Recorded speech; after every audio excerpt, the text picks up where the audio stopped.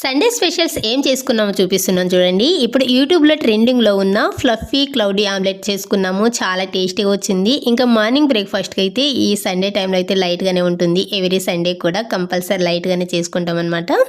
ఆ తర్వాత ఆఫ్టర్నూన్ లంచ్కి వచ్చేసి మెంతికూర చికెన్ ఫుల్ గ్రేవీతో చాలా టేస్టీగా వచ్చింది. చాలా తక్కువ మసాలాలతో చాలా టేస్టీగా ప్రిపేర్ చేసుకోవచ్చు. అలాగే ఇందులోకి లైట్గా చాలా తక్కువ మసాలాలతోనే బగారా రైస్ లాగా చేసుకున్నాము. ఆ తర్వాత చపాతీ రైస్ అలాగే కర్రీతో అయితే ఫుల్గా లాగించాం.